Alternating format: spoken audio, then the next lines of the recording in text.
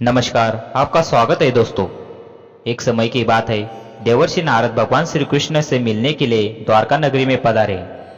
नारद जी को देखकर भगवान श्री कृष्ण कहते हैं, हे देवर्षि पधारिए, द्वारका नगरी में आपका स्वागत है। आज द्वारका में आने का क्या प्रयोजन है? देवर्षि कहते, हे प्रभु, मन में आपके दर्शन करने की इच्छा हुई, सो चला आया। भगवान श्री कृष्ण मुस्कुराते हुए कहते हैं, हे देवर्षि, अवश्य ही आपके मन में आज कोई ना कोई शंका निर्माण हो गई होगी, इसीलिए निसंकोच होकर पूछ लीजिए। देवर्षि कहते हैं, हे प्रभु, आप तो सब कुछ जानते हैं। मेरे मन में जो शंका है उसके विषय में आपको पता है, लेकिन फिर भी अगर आप पूछ रहे हैं तो बताने की चेष्टा करता हूँ। आज मैं आपके पास ये जानने के उद्देश्य आया हूँ कि आखिर क्यों यात्रा से पहले 15 दिन बीमार हो जाते हैं भगवान जगन्नाथ। भगवान श्री कृष्ण कहते हैं, हे देवर्षि, आज आपने समस्त मानव जाति के कल्याण के लिए उद्देश्य से अत्यंत महत्वपूर्ण बात पूछी। इसी विषय में एक प्राचीन इतिहास में कथा है जो मैं आपको सुनाना चाहता हूँ। जो भी मनुष्य इस कथा का श्रवण करता है उसके घर में देवी लक्ष्मी के साथ समस्त पुण्य निवास करते हैं। इसलिए आप इस कथा का श्रवण कीजिए और इसका तीनों लोकों में प्रचार कीजिए। देवर्षि कहते हैं, हे प्रभु, कृपया आप मुझे वो कथा सुनाए। आपके मुख से इस कथा को सुनना मेरा सौभाग्य है। मैं इस कथा को पूरा सुनूंगा और इसका प्रचार तीनों लोकों में करूंगा। भगवान श्री कृष्ण कहते हैं, हे देवर्षि, जो मनुष्य सत्य का साथ देता है, ईश्वर उसका साथ कभी नहीं छोड़ते। आज मैं आपको माधवदास की कथा सुनाता हूँ। त्रेता युग की बात है। प्रभु जगन्नाथ के कई भक्तों में से एक थे माधवदास। बचपन में ही उनका माता पिता का देहांत हो गया तो उसके बड़े भाई के आग्रह पर उन्होंने विवाह कर लिया और अंत में भाई भी उन्हें छोड़कर सन्यासी बन गए तो उन्हें बहुत बुरा लगा। फिर एक दिन पत्नी का अचानक देहांत हो गया तो फिर से अकेला रह गए। पत्नी के ही कहने पर वे बाद में जगन्नाथपुरी में जाकर प्रभु की भक्ति करने लगे। माधवदास के संबंध में बहुत सारी कहानियां प्रचलित है। उन्हीं में से एक कहानी प्रभु जगन्नाथ की 15 दिन तक बीमार पड़ने की कहानी है। प्रभु जगन्नाथ रथ यात्रा के 15 दिन पहले बीमार पड़ जाते हैं। माधवदास जी जगन्नाथपुरी में अकेले ही रहते थे। वे अकेले ही बैठे बैठे भजन किया करते थे और अपना सारा काम खुद ही करते थे। प्रभु जगन्नाथ ने उन्हें कई बार दर्शन दिए थे। वे नित्य प्रतिदिन जगन्नाथ प्रभु के दर्शन करते थे और उन्हें अपना मित्र मानते थे। एक बार माधवदास को अतिसार का रोग हो गया। वह इतना दुर्बल हो गया कि चलना फिरना मुश्किल हो गया। फिर भी अपना सारा काम खुद किया करते थे। उनके परिचयों में से कहा कि महाराज, हम आपकी सेवा करें, तो माधव जी ने कहा कि नहीं, मेरा ध्यान रखने वाले प्रभु श्री जगन्नाथ है, वे कर लेंगे मेरी देखभाल, वही मेरी रक्षा करेंगे।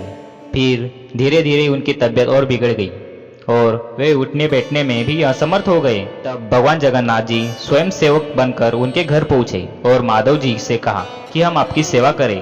उस वक्त माधव जी बेसुध रहते थे।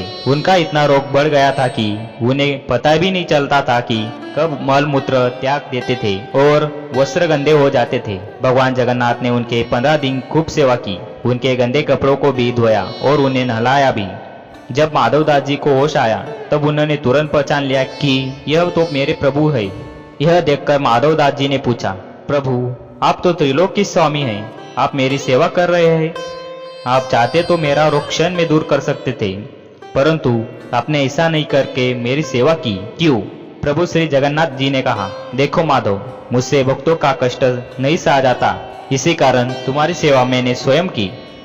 दूसरी बात यह है कि जिसका जैसा प्रारब्ध होता है उसे तो वह भोगना ही पड़ता है। मैं नहीं चाहता था कि तुम्हें प्रारब्ध का भोगना न पड़े और फिर से जन्म लेना पड़े। अगर उसको भोगोगे, कोटोगे नहीं तो इस जन्म में, नहीं तो उसको भोगने के लिए तुम्हें फिर अगला जन्म लेना पड़ेगा। इसलिए मैंने तुम्हारी सेवा की, परंतु तुम फिर भी कह रहे हो तो अभी तुम्हारे हिस्से के 15 दिन का प्रारब्ध का रोग और बचा है। 15 दिन का रोग मैं ले लेता हूँ और अब तुम मुक्त हो।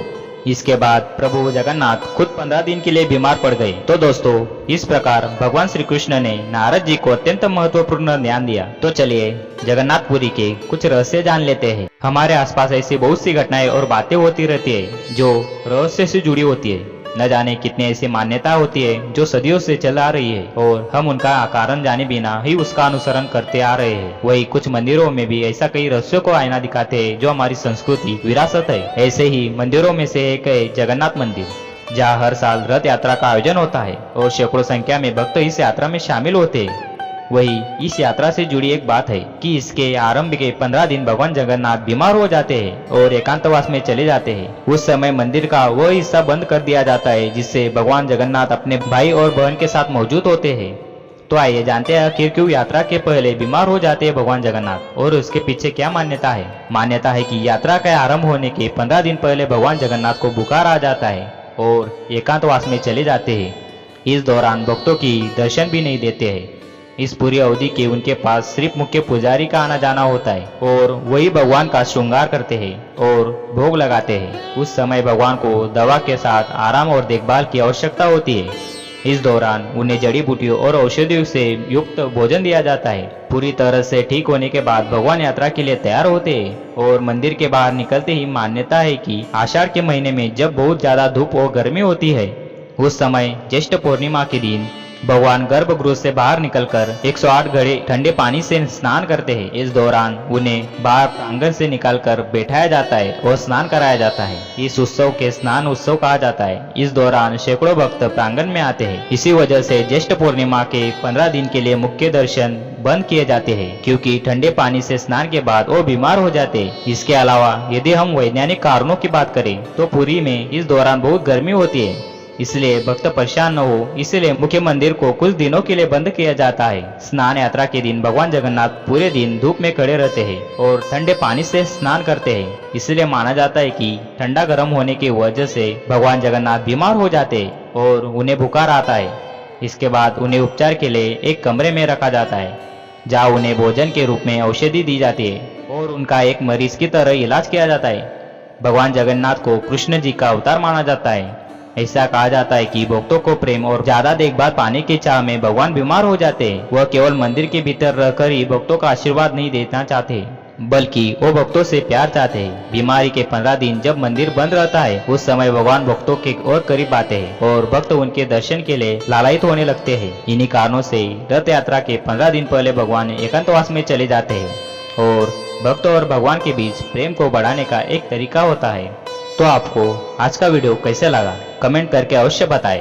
अगर जानकारी अच्छी लगी तो वीडियो को लाइक करें और कमेंट में जय श्री कृष्ण और माँ लक्ष्मी जरूर लिखें। साथ ही चैनल को सब्सक्राइब करें और बेल आइकन को प्रेस करें। धन्यवाद।